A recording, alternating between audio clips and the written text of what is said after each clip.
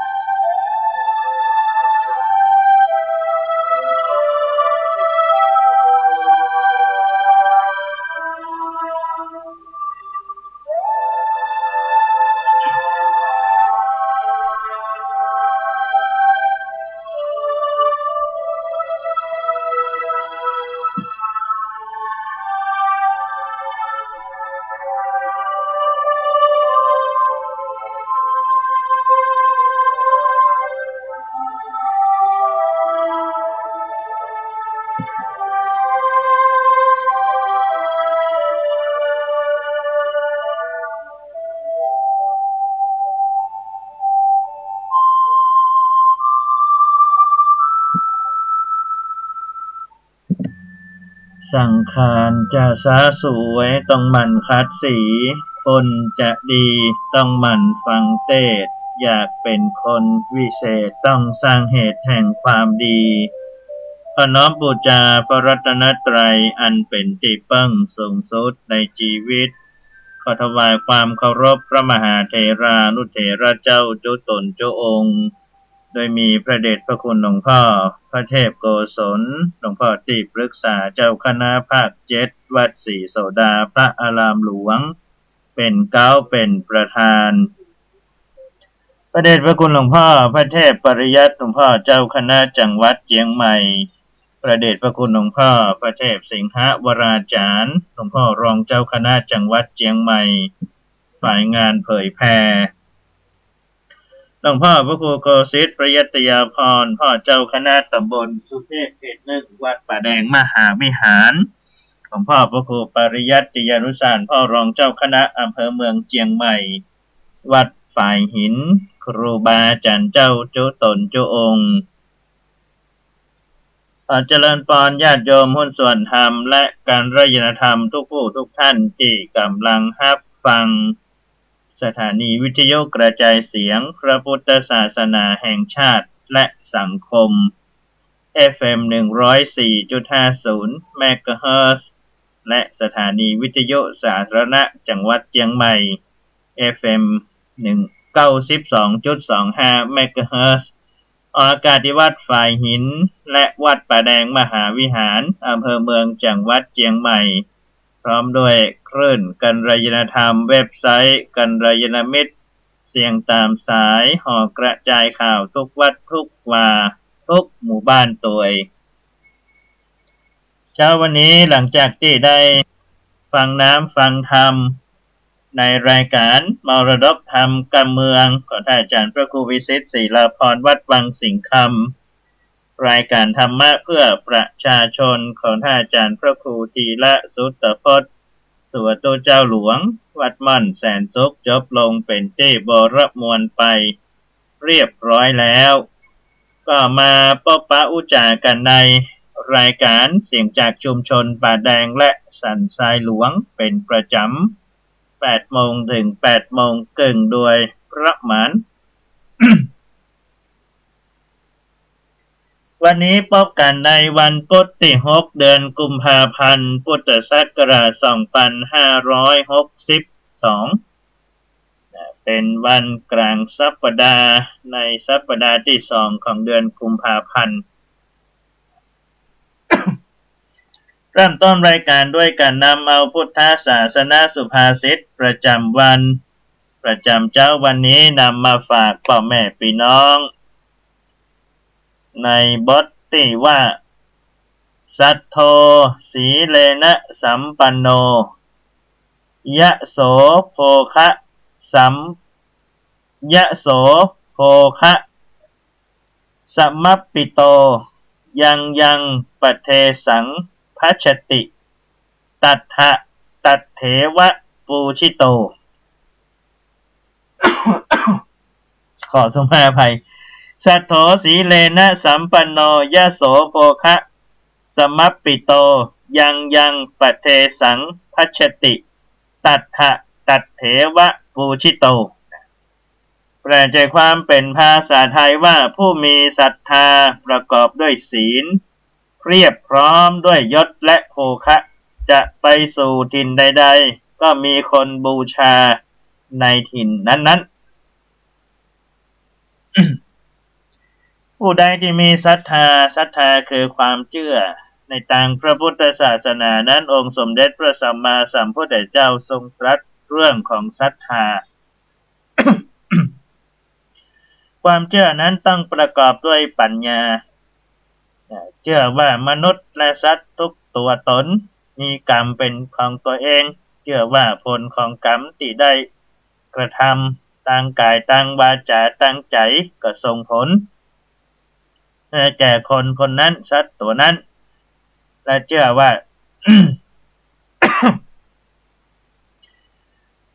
ในพระปัญญาตรัสรู้ขององค์สมเด็จพระสัมมาสัมพุทธเจ้าที่เฮาศึกษาเรียนรู้นำไปปฏิบัติย่อมจะเกิดผลในการปฏิบัติอย่างแท้จริงเพราะฉะนั้นความว่ามีศรัทธาคือต้องประกอบด้วยปัญญาพิจารณาว่าสิ่งไหนควรเชื่อสิ่งไหนบ่ควรเชื่อประกอบด้วยศีลกับอุตวาว่าเป็นข้อปฏิบัติที่เป็นไปโดยบ่นอกลู่นอกทางอู้กันง่ายๆนะเทียบพร้อมด้วยยศคือยศและโภคะจะไปสู่ถิ่นใดก็มีคนปูชาในถิ่นนั้นๆเพราะนั้นคนเราถ้ามีศีลมีธรรมไปที่ไหนก็มีคนฮักคนหุมมนุษย์เทวดาสรรพสัตว์ทั้งหลายก็คือการ ฮักใคร่เมตตาธรรม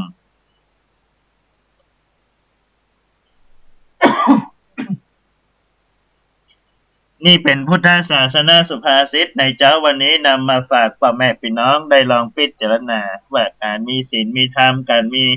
ความเชื่อที่ถูกต้องดีงามย่อมจะเป็นผลที่ดีนะกับตัวเฮาตัวกรมอุตุนิยมวิทยาได้รายงานพยากรณ์อากาศ24 ชั่วโมงต่างหน้าว่าบริเวณความกดอากาศสูงกำลังอ่อนได้ปกคลุมประเทศเวียดนามและทะเลจีนใต้ประกอบกับลมตะวันออกเฉียงใต้ได้พัดเอาความชื้นจากทะเลจีนใต้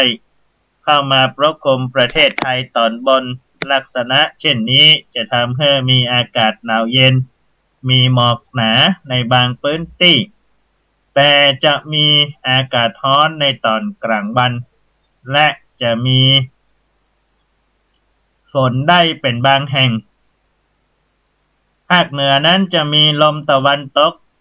พัดปกคลุมทำให้บริเวณดังกล่าวมีอากาศหนาวและหนาวเย็นเพราะฉะนั้นในภาคเหนือเจ้าวันนี้ถึงเจ้าวันพรุ่งนี้จะมีอากาศหนาวอุณหภูมิต่ำสุดอยู่ที่12 ถึง 15 องศาและตอนล่างของภาคก็จะมีหมอกหนาในบางพื้นที่แต่จะมีอากาศร้อนในตอนกลางวัน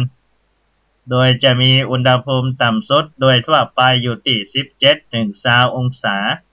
แต่ว่าในช่วงกลางวันนั้นจะมีอุณหภูมิสูงสุดอยู่ที่32 ถึง 38 องศาส่วนบนยอดดอยนั้นก็ยังมีอุณหภูมิอยู่ที่4 ถึง 14 องศาก็ยังหนาวเย็นสบายอยู่แม่พี่น้องก็ต้องดูแลสุขภาพกันตัวเพราะว่าอากาศจะเปลี่ยนขึ้นลงแบบนี้ในสัปดาห์นี้ก็ด้วยความเป็นห่วงเป็นใยกันทุกท่านกรรมวัดประจำวันในเจ้าวันนี้นำเสนอกรรมว่ามัชฌริยะมัชฌริยะแปลใจความแปลว่าความตระหนี่ความเสียดายความหวงแหนมัชฌริยะนี่เป็นความรู้สึกภายในนะเป็นความรู้สึกภายในที่บ่ต้องการจะให้สิ่งที่ตัวเก่ามีแก่คนอื่นคำว่าบ่ต้องการจะให้นี้ก็หมายถึงความหวงแหนเสียดาย อาการเช่นนี้เกิดขึ้นแล้วจะทำให้บุคคลคนนั้นเป็นคนเห็นแก่ตัวเอาแต่ได้เป็นคนใจคับแคบมัจฉริยะเป็นเหตุให้คนเกิดอาการห่วงที่อาศัยบ่อยากให้ไผมาอยู่ห่วงพวกพ้องบ่อยากให้ไผมาร่วมวงญาติพี่น้องห่วงลาภยศบ่แบ่งปันคัดขวางบ่ให้ไผมาเทียบกับตัวเก่าห่วงความดีบ่เผื่อแผ่ความดีคนอื่นกลัวว่าคนอื่นจะได้ดีกว่าตัวเก่าหวงความรู้บ่อยากสอนบ่อยากแนะนำบ่อยากบอกไผเพราะกลัวว่าเปิ้นจะรู้เต้าตัวเฮาพ่อแม่พี่น้องส่วนธรรมทั้งหลายคำว่ามัจฉริยะ จึงเป็นตัวติดกั้นบ่ให้เกิดคุณงามความดีโดยเฉพาะการแบ่งปันการให้ทานการบริจาคการให้ความรู้หรือแม้กระทั่งนำไปสู่การคัดขวางบ่ให้คนเดินนั้นได้ดีบ่ให้คนเดินนั้นมีดีเหมือนเฮาหันคนเดินได้ดีก็เกิดความอิจฉาริษยานี่ก็เกิดจากมัจฉริยะนั่นแหละก็คืออยากให้คนเดินมีดีต่อตัวเก่าเหล่านี้เป็นห้องว่าเป็นคนที่เอาแต่ได้เอาแต่ได้บ่ยอมแบ่งปันบ่ยอมเอื้ออาทรบ่ยอมเกื้อกูลกันจึงห้องว่าเป็นคนที่มีมัจฉริยะคือความหวงแหนแม้กระทั่งความดีก็ยังหวงแหนนี่ก็แสดงว่ากิจิขนาดถ้าว่าภาษาเมืองเขาเป็นอย่างนั้นอันนี้ก็เป็นคำวัดนำมาฝากพ่อแม่พี่น้องในช่วงนี้ต้องขอสุมาภัยเนื่องจากว่ามีการไอจามค่อนข้างบ่อยเนื่องจากว่ามีอาการของการไอเกิดขึ้นในช่วงระยะ 2-3 วันสำหรับผู้ดำเนินรายการก็เวลามีเสียงเล็ดลอดไปก็ขอสุมาภัยตัว8:13 นาที เรื่องราวของงานบุญงานกุศลที่นำมาประชาสัมพันธ์บอกกล่าวพ่อแม่พี่น้องกันในเดือนกุมภาพันธ์นี้วันพรุ่งนี้วันที่7 8 9กุมภาจะมีงานปล่อยหลวงที่วัดเมืองเลนอำเภอสันทรายวันที่8ที่9ที่10วัดสันคืออำเภอสารพีแล้วก็วันที่20 21 22ปล่อยหลวงวัดพระธาตุศรีจอมทองวรมหาวิหารในเมตตาปรมีธรรมของพระเดชพระคุณหลวงปู่พระพรหมมังคลาจารย์พระพรหมมงคลหลวงปู่ทองสิริมังคโลก็จะมีงานปล่อยหลวงในเดือนกุมภาพันธ์นี้เฉพาะที่ได้รับทราบข่าวประชาสัมพันธ์มาก็อู้เอิ้นกันไปเพื่อจะได้อนุโมทนาหรือว่าท่านไหนมีเวลาก็ไปกินไปทานร่วมกันได้เรื่องราวของโสนันทชาดกโสนันทชาดกเพื่อตะวันนี้ได้เล่ามาถึงตอนที่พระเจ้าธรรมมัทุรราชซึ่งเป็นพระราชบิดาของพระโพธิสัตว์คือเจ้าชายโสนันทราชกุมารได้ยกขบวนขันหมากเพื่อที่จะไปสู่ขอนางประทุมมาวดีจากท่านวิสุทธดาบสในป่าหิมพานต์พระเจ้าธรรมมัทุรราชนั้นก็ได้รัสถามท่านวิสุทธดาบสว่าท่านฤาษีต้องการแก้วแหวนเงินคำหรือต้องการอะไรหยังก็บอกมาเพื่อที่จะได้ยกประทุมมวดีให้กับพระโอรสของพระองค์ท่านวิสุทธดาบสจึงได้กราบทูลว่าการเรียกร้องเงินคำแก้วแหวนเพื่อจะแลกกับบุตรธิดานั้นมันบ่เปิงควรเพราะฉะนั้นจึงอยากจะขอคำส สัจวาจาจากพระเจ้าธรรมมัทุรราชว่าพระองค์จะประทานได้หรือไม่นะได้หรือไม่นะในปอนสี่ประการที่ท่านวิสุทธดาบสได้ทูลขอพระเจ้าธรรมมัทุรราชสี่ประการนั้นประการที่หนึ่งพระองค์อย่าให้กระทำธิดาของอาตมาเป็นอนุภรรยาหมายความว่า อย่าให้นางประทุมวดีเนี่ยไปเป็นนางสนมและยิงเอินกล่าวโทษแก่ธิดา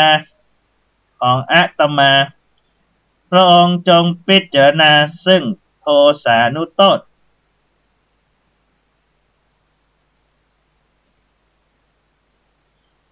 หรือเมื่อพิจารณาโทสานุโทษแล้วเนี่ยพระองค์จงประทานโอวาทสิ้นวาระที่หนึ่งจึงจะทรงบริพาทสิ้นวาระที่สองจึงจะประหารสิ้นวาระที่สามตอนสี่ประการนี้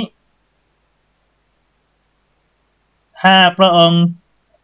ได้ทรงมีพระราชานุญาตประทานให้แก่อาตมาก็จะยกนางประทุมมาวดีให้กับเจ้าชายโสนันทะพระราชโอรสของพระองค์พูดกันง่ายๆว่าหนึ่งไม่อยากให้ ประทุมมาวดีเนี่ยไปเป็นนางสนมอาจจะยกให้ต้องเป็นมเหสีของเจ้าชายโสนันทะถ้าประทุมมาวดีถูกกล่าวโทษจากหญิงอื่นก็ให้พระเจ้าธรรมมัทุรราชนี่พิจารณาในโทษนั้นสืบสวนสอบสวนให้ถึงความจริงถ้าผิดน้อยก็ประทานโอวาทแนะนำตักเตือนถ้าผิดนักขึ้นมาแหมน้อยก็ทรงด่าว่าได้แต่ถ้าผิดนักก็ประหารชีวิตได้แต่ว่าก่อนที่จะทำมาอย่างต่างๆเมื่อมีคนมากล่าวโทษประทุมมาวดีให้พระองค์ทรงไตร่สวนด้วยตัวพระองค์เองนั่นเองพระเจ้าธรรม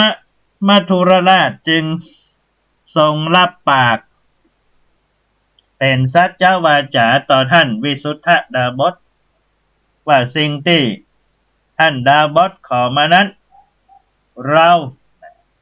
จะกระทำตามที่ท่านได้ขอเป็นปอนสี่ประการเป็นสัจวาจาพูดกันง่ายๆว่าเป็นสัญญาใจนี่มันต้องมีสัญญาในตัวหนังสือละนะสัญญาใจนี่สำคัญนะสัจวาจาหรือว่าคำสัจนี่สำคัญนะกรรมไหนก็กรรมนั้นต่อหน้าเป็นจะได้รับหลังเป็นจะได้ต้องเอากรรมที่ตกลงกันไว้เข้าใจกันตั้งแต่แรกไว้ก่อนจะได้แบบมาพิษเถียงกันภายหลังนี่อันนี้เป็นตัวอย่างนะญาติโยมแต่ถ้าเอาเกิดในใจพิจารณาในใจว่าสิ่งที่ท่านวิสุทธดาบสได้ทูลขอจากพระเจ้าธรรมมัทุรราชนั้นจะหันว่ามันเป็นการให้ข้อตกลงกันด้วยกรรมสัตย์สัจวาจาแหละนะกรรมสัตย์ เมื่อเป็นอย่างนั้นนะท่านวิสุทธดาบสจึงได้ยกนางประทุมมาวดี ให้กับเจ้าชายโสนันทะ ให้กับเจ้าชายโสนันทะ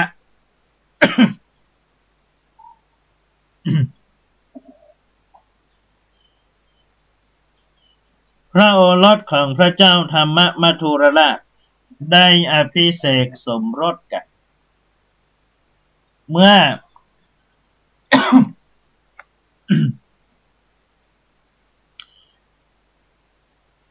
เ มื่อเดินทางถึงเมืองปาราณสีเจ้าธรรมมัทุรราชจึงได้จัดพิธีอภิเษกสมรสเจ้าชายโสนันทะพระโพธิสัตว์เจ้ากับนางประทุมมาวดีแล้วก็รับสั่งให้สร้างปราสาทหลังหนึ่งขึ้นมาประทุมมาวดีนั้นก็เป็นที่โปรดปรานของเจ้าชายโสนันทะและบรรดาญาติพี่น้องทั้งหลาย เมื่อประทุมมาวดีได้อยู่ในปราสาทหอแก้วในเมืองปาราณสีก็มีเรื่องราวเกิดขึ้นเกิดจาก นางกาละกันนีนางกาละกันนีนี้เป็นพระชายาของเจ้าชายกบิลราชกุมารซึ่งเป็นพระเชษฐาเป็นอ้ายของเจ้าชายโสนันทะพระโพธิสัตว์เจ้าของเขานางกาละกันนี้เนี่ยแต่ก่อนเนี่ย ก่อนจะมาเป็นพระชายาของเจ้าชายกบิลราชกุมารเนี่ยพระเชษฐาของพระโพธิสัตว์เนี่ยนางนั้นฮักเมา ฮักเมาพระโพธิสัตว์คือฮักเมาเจ้าชายโสนันทะแต่ว่าเจ้าชายนั้นเจ้าชายโสนันทะคือพระมหาสัตว์เจ้าของเขาเนี่ยเปิ้นบ่ชอบบ่ถูกชะตากันนะบ่ใจเป็นกู้เป็นเกมกันนางกาละกันนี้เนี่ย ก็เลยนะมาเป็นพระชายาของเจ้าชายกบิลราชกุมารแต่ในใจนั้นก็ยังหลงไหลฮักในตัวของเจ้าชายโสนันทะพระมหาสัตว์เจ้าผู้เป็นพระเชษฐผู้เป็นน้องของเจ้าชายกบิลราชกุมารอยู่เมื่อนางหูว่าเจ้าชายโสนันทะพระมหาสัตว์เจ้าของเฮานั้นอภิเษกสมรสคือแต่งงานกับประทุมมาวดีแล้วก็มาอยู่ในเมือง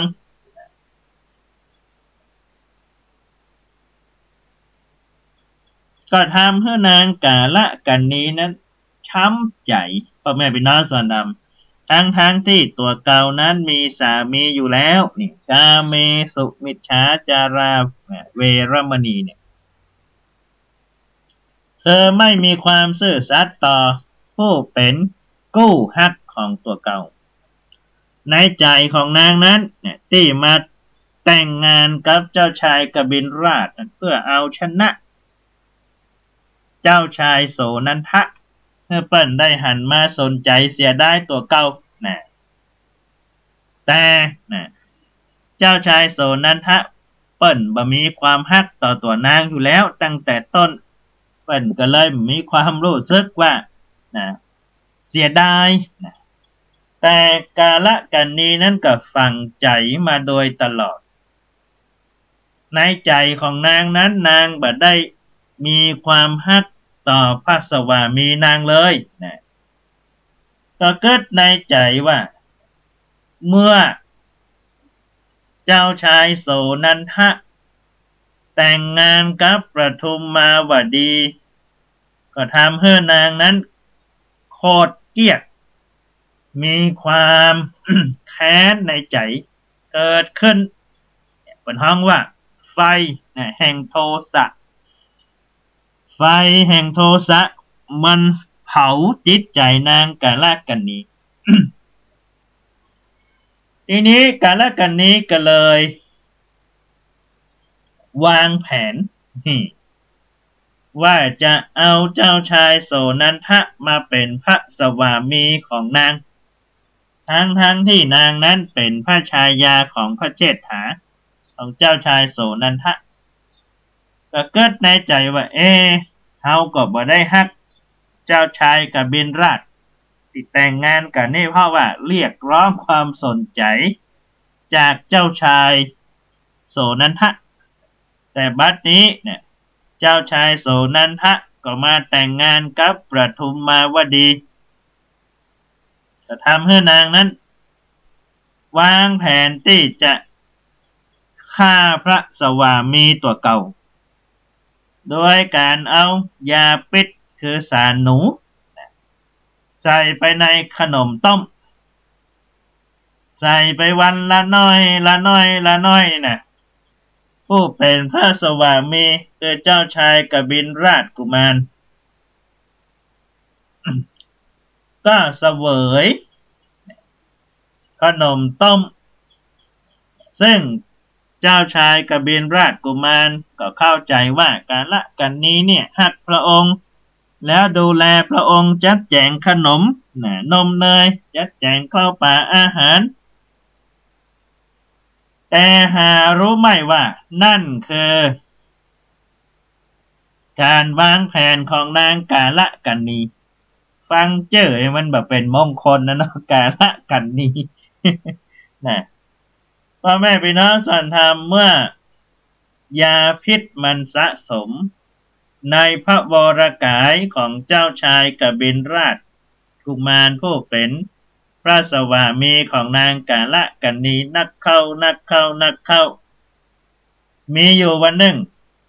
เจ้าชายกบิลราชกุมารนั้น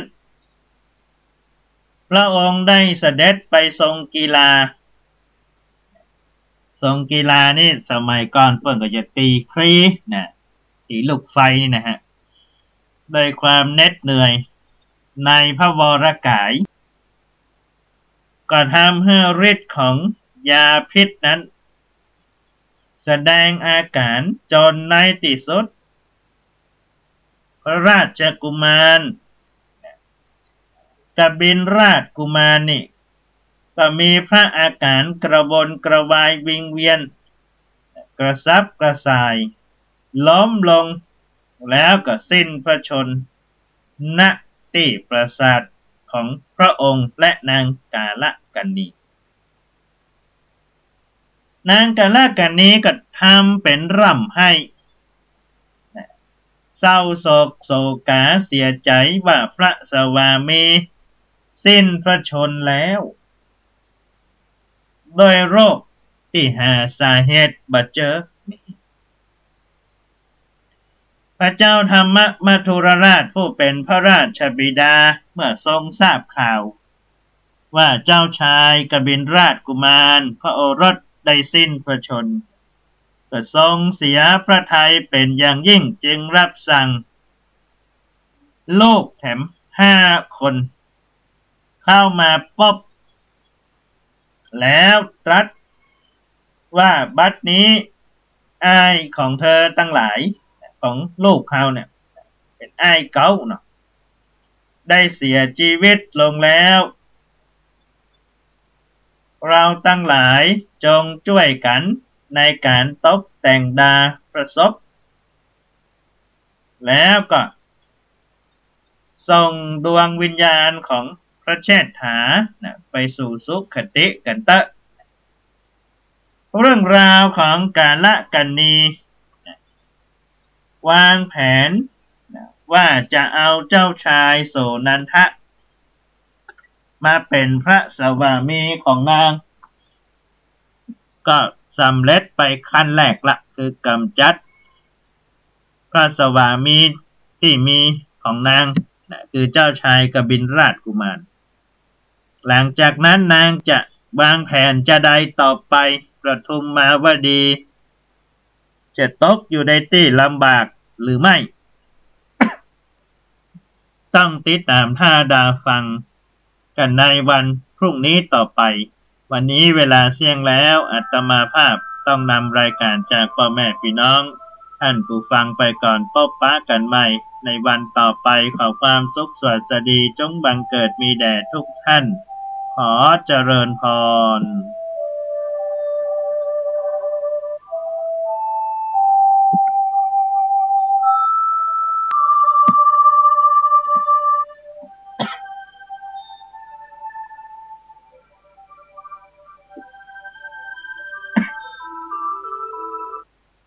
เป็นล้านตราบนานละลึกความดี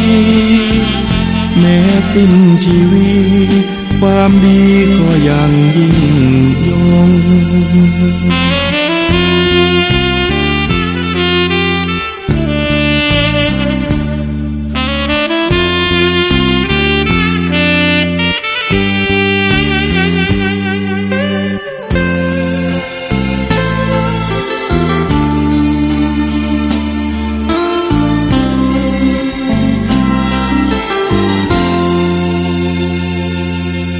พนม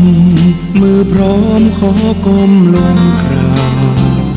ใจมันยอมรับประดับไว้ในชีวิตชั่วลูกเลนหลานตราบนานละลึกความดีแม้สิ้นชีวิตความดีก็ยังยิ่งยง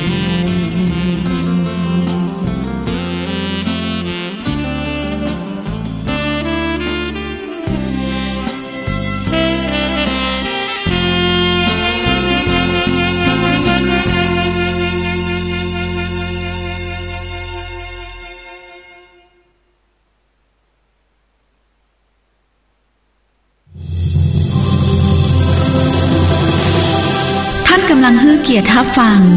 สถานีวิทยุสาธารณะจังหวัดเชียงใหม่คลื่นพัฒนาคุณภาพชีวิต FM 92.25 เมกะเฮิรตซ์บริหารจัดการโดยวัดป่าแดงมหาวิหาร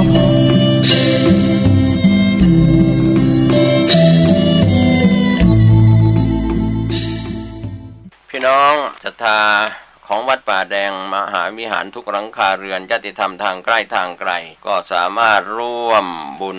ในการปฏิสังขรณ์บันไดหน้าของวัดป่าแดงมหาวิหารตำบลสุเทพอำเภอเมืองเชียงใหม่จังหวัดเชียงใหม่ปัจจุบันก็มีอาจารย์ประครูโคสิทธิ์ปริยัติยาภรณ์เป็นเจ้าวาดวัดป่าแดงมหาวิหารเป็นเจ้าคณะตำบลสุเทพเขต 1พร้อมด้วยศรัทธาของวัดป่าแดงทุกหลังคาเรือนก็พร้อมใจกันร่วมกับคณะวิศวกรรมมช.นะครับที่จะสำรวจแล้วก็บูรณะปฏิสังขรณ์บันไดนาคซึ่งเป็นบันไดประวัติศาสตร์ของวัดป่าแดงมายาวนานสอบถามรายละเอียดร่วมทำบุญได้ที่อาจารย์พระครูโคสิทธิ์ปริยัติยาภรณ์0818815690ได้ทุกวันนะครับข่าวสารเพื่อการประชาสัมพันธ์งานทำบุญฉลองถาวรวัตถุและเสนาสนะของวัดพระธาตุสีจอมทองวรวิหารตำบลบ้านหลวงอำเภอจอมทองจังหวัดเชียงใหม่ระหว่างวันที่18ถึง22กุมภาพันธ์พุทธศักราช2562ปัจจุบันก็มีพระเดชพระคุณพระพรหมมงคลหลวงปู่ทองสิริมังคโรเป็นเจ้าวาดวัดพระธาตุสีจอมทองพร้อมศรัทธาของวัดพระธาตุสีจอมทองวรวิหารทุกหลังคาเรือนญาติธรรมทางใกล้ทางไกลร่วมงานฉลองถาวรวัตถุเสนาสนะงานปล่อยหลวงของวัดพระธาตุสีจอมทองวรวิหารก็มีทั้งหมด20รายการที่ได้ก่อสร้างถาวรวัตถุไว้ที่วัดพระธาตุสีจอมทองก็เชิญศรัทธาสาธุชนทั้งหลายร่วมงานตั้งแต่18ถึง22กุมภาพันธ์ร่วมงานบุญนี้ได้บุญได้กุศลโดยทั่วหน้ากันข่าวสารเพื่อการประชาสัมพันธ์คณะศรัทธา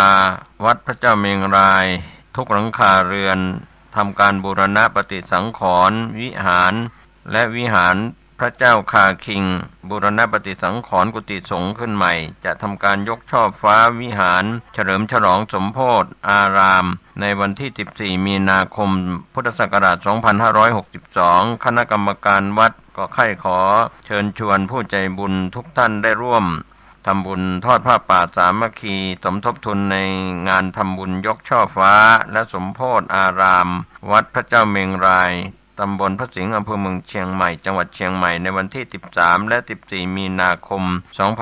2562เวลา 9:00 น.เป็นต้นไปเชิญท่านร่วมงานบุญยกช่อฟ้าสมโภชได้บุญได้กุศลโดยพร้อมเพรียงกัน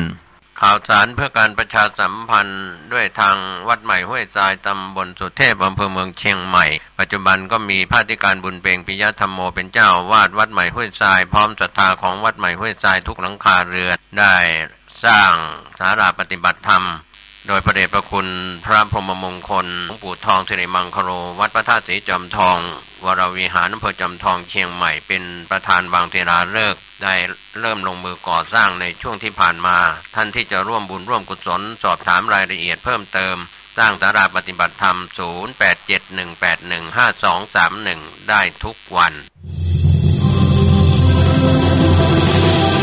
ท่านกำลังฮื้อเกียรติทับฟังสถานีวิทยุสาธารณะจังหวัดเชียงใหม่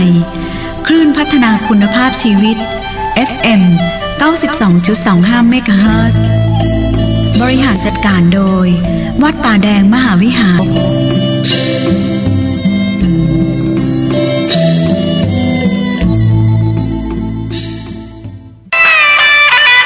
สวัสดีครับท่านผู้ฟังที่เคารพในส่วนของธรรมสาระวันนี้ผมกาเศษเพชรสำริดวิทยากรก็จะได้แบ่งปันความคิดนี้ถือว่าเป็นสิริมงคลเรียกว่าธรรมะนั้นไม่มีเก่าไม่มีใหม่นะครับพระธรรมพระวินัยเป็นตัวแทนขององค์สมเด็จพระสัมมาสัมพุทธเจ้า 2,500 กว่าปีจนถึงปีนี้และก็จะมีต่อไปยังไม่หมดไม่สิ้นนะครับท่านผู้ฟังพระธรรมคำสอน 84,000 พระธรรมขันธ์รวมทั้งพระวินัยถ้าพูดถึงพระไตรปิฎกนะครับท่านผู้ฟังซึ่งเป็นวินยูชนผู้รู้ดีรู้ชอบก็ขอให้ทำความเข้าใจว่าตัวแทนของพระพุทธองค์ไม่ได้ทรงแต่งตั้งพระสารีบุตรพระโมคคัลลานะทั้งที่พระสารีบุตรเป็นอักษาวกเบื้องขวาพระโมคคัลลานะเป็นอักษาวกเบื้องซ้ายและเราอริยสงสาวกในสมัยพุทธกาลอินเดียโบราณนั้นก็เป็นพระอรหันต์เป็นผู้บริสุทธิ์ก็ไม่ได้ตั้งเป็นตัวแทนของพระพุทธองค์หลังจากเสด็จดับขันธปรินิพพานจนนับปีพุทธศักราช 2,500 กว่าปีมาจนถึงปีนี้ดังนั้นพระพุทธศาสนาจะอยู่ได้นะครับท่านผู้ฟังผู้มีปัญญาเราแบ่งปันความคิดกันช่วยเหลือกันทั้งบรรพชิตอครหัสทั้งมนุษย์อมนุษย์ทั้งหลายมนุษย์ก็คือมนุษย์บนโลกใบนี้นะครับไม่ว่าจะเป็นชาวชมพูทวีปหน้ารูปไข่อย่างพวกเราปุพพวิเทหทวีปอยู่ทางทิศตะวันออกมีอายุ700 ปีเป็นอายุไขมีศีล 5บริสุทธิ์นะครับชาวปุพพวิเทหทวีปอยู่ทางตอนเหนือก็คืออุตรกุรุทวีปมีอายุ 1,000 ปีมีศีล 5เป็นนิจศีลเป็นศีลปกติของชายหญิงที่เป็นมนุษย์นอกจากนั้นอัปราโคยานทวีปอยู่ทางทิศตะวันตกนะครับก็มีอายุ500 ปีมีความเป็นอยู่คล้ายๆเทวดานะครับก็มีอายุขัยแน่นอน500 ปีแล้วก็ถือศีล 5เคร่งครัดในศีล 5เป็นหลักปฏิบัติในชีวิตประจำวันก็เรียกว่าแดนมนุษย์3ทวีปไม่ว่าจะเป็นปุพพวิเทหทวีปมีอายุ700 ปีมีศีล 5เป็นพื้นฐานของความเป็นมนุษย์อุตรกุรุทวีปอยู่ทางตอนเหนือมีอายุ 1,000 ปีมีศีล 5อัปราโคยานทวีปอยู่ทางตอนตะวันตกก็มีศีล 5อายุ500 ปีแต่ชาวชมพูทวีปเราอยู่ทางตอนใต้อายุขึ้นลงเพราะเรื่องของศีล 5นี่แหละครับท่านผู้ฟังเพราะการปฏิบัติแค่ศีล 5เนี่ยจะเป็นพื้นฐานของความเป็นมนุษย์ที่สมบูรณ์บริบูรณ์จริงๆขอให้เราได้รักษากันกฎหมายก็ศักดิ์สิทธิ์ไม่จำเป็นต้องมีศีล 5ในแต่ละประเทศแต่ว่าศีล 5น่ะสำคัญยิ่งกว่ากฎหมายที่จะตรากฎหมายบัญญัติกฎหมายไว้ในแต่ละประเทศถ้าเรามนุษย์ในชมพูทวีป100 กว่าประเทศทั่วโลกทำไมต้องมีกฎหมายเพิ่มเติมเข้ามาเพราะในต่างประเทศอาจจะไม่ได้พูดถึงศีล 5ตามหลักคำสอนในทางพระพุทธศาสนาแต่ความเป็นมนุษย์ที่จะสมบูรณ์ทุกชาติทุกศาสนาของชาวชมพูทวีปเราถ้าขาดศีล 5ฆ่าสัตว์เป็นอาจินลักทรัพย์เป็นอาจินเสพกามผิดเป็นอาจินกล่าวคำเท็จเป็นอาจินดื่มเครื่องดื่มเครื่องดองของเมาและยาเสพติดเป็นอาจินปัญหาต่างๆก็ไม่จบไม่สิ้นนะครับไม่ว่าท่านจะนับถือศาสนาใดพุทธคริสต์อิสลามซิกฮินดูหรือศาสนาในฝ่ายเถรวาทมหายานนะครับเพราะศาสนานั้นเป็นคำสอน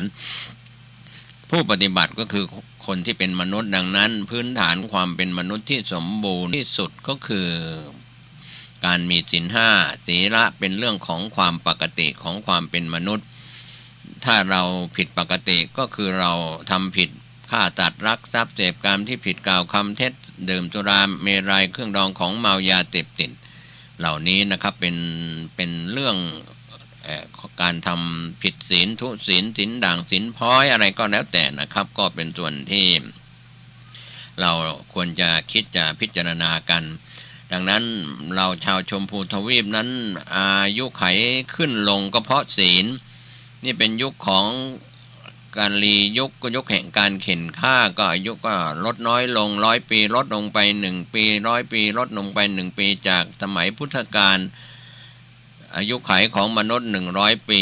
ตอนนี้ลดลงมาเหลือ75เพราะว่าคนทำผิดศีลมากขึ้นไม่ปฏิบัติธรรมมากขึ้นนะครับท่านผู้ฟังดังนั้นอายุก็ลดลง100 ปีลดลงไป1 ปีช่วงต่ำกว่า100 ปีหรือเกิน100,000 ปีจะไม่มีพระโพธิสัตว์ที่เป็นตนบุญที่ได้รับการพุทธพยากรณ์จากพระพุทธเจ้าในอดีตที่เป็นนิยตมหาโพธิสัตว์ไม่มาตรัสรู้พระศรีอริยเมตไตรหรือพระศรีอานก็จะมาหลังจากอายุของมนุษย์ชาวชมพูทวีปเราลดน้อยลงไปในสังไขยสูตรนะครับพระสุตตันตปิฎกกล่าวถึงไว้ก็ลดลงไปจนถึงอายุขัยแค่10 ปีคนเราก็มาเรียกว่าสังเวชใจว่าทำไมแม้แต่พี่น้องก็ฆ่ากันเพื่อนพ้องน้องพี่คนรู้จักกันคนร่วมงานคนในระดับประเทศก็ฆ่ากันเป็นยุคแห่งการเข็นฆ่านะครับก็ฆ่ากันจะมีสงครามโลกครั้งที่3ที่4ที่5อีกหรือไม่เราก็ไม่มีใครพยากรณ์ล่วงหน้าแต่ยุคแห่งการเข็นฆ่าก็จะทำลายล้างกันด้วยอาวุธต่างๆก็เป็นยุคแห่งการเข็นฆ่าลดลงไปจนถึงอายุ10 ปี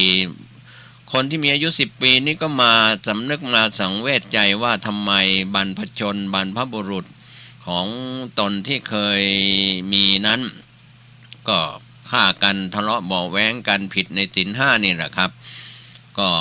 เพราะเหตุแห่งการที่ไม่เอาศีลไม่เอาธรรมไม่ถือศีลไม่ถือธรรมก็ทำให้อายุขัยลดน้อยลงก็หันกลับมาถือศีลปฏิบัติในศีล5รุ่นลูกของคนที่มีศีล5ในยุคอายุขัย10 ปีก็จะเพิ่มขึ้นไปทวีคูณจาก10ก็เป็น20จาก20ก็เพิ่มเป็นเท่าจนถึงอายุขัยขึ้นจนถึง 80,000 ปีพระโพธิสัตว์พระศรีอานพระโพธิสัตว์ก็จะลงมาตรัสรู้เป็นพระสัมมาสัมพุทธเจ้าในยุคที่มนุษย์มีอายุขัย 80,000 ปีนะครับเพราะว่าอยู่ในช่วงของการพิจารณาปัญจวิโลกนะนั้นจะไม่เกิน100,000 ปีแล้วก็ไม่ต่ำกว่า100 ปีเพราะว่าเกิน100,000 ปีเนี่ยสอนทุกขังอนิจจังอนัตตาสอนการเกิดขึ้นตั้งอยู่ดับไปพระไตรลักษณ์สอนได้ยากเพราะตั้งแต่เกิดมาถ้าเกิน100,000 ปีไปเป็นอสงไขยปีก็ไม่เคยเห็นแต่คนเกิดแต่ไม่ค่อยเห็นคนแก่หรือคนเจ็บคนตายเพราะอายุยืนชาวชมพูทวีปนี้จะมีอายุไขขึ้นเป็นอสงไขยปีนับไม่ได้ลดลงมาก็ต่ำเหลือ10 ปีที่เป็นยุคแห่งการเข็นฆ่าเพราะฉะนั้นในยุคนี้ถือว่าเป็นเขตของกาลียุคในปัจจุบันก็ฝากเตือนพวกเราทั้งมนุษย์ทั้งหลายก็เตือนให้ตั้งอยู่ในความไม่ประมาทไม่ว่าจะเป็นเรื่องของภัยพิบัติอะไรต่างๆเราก็อย่าไปเขาเรียกว่าอย่าไปหวั่นไหวเป็นจารศรัทธาเป็นศรัทธาที่หวั่นไหวควรจะเป็นอจารศรัทธา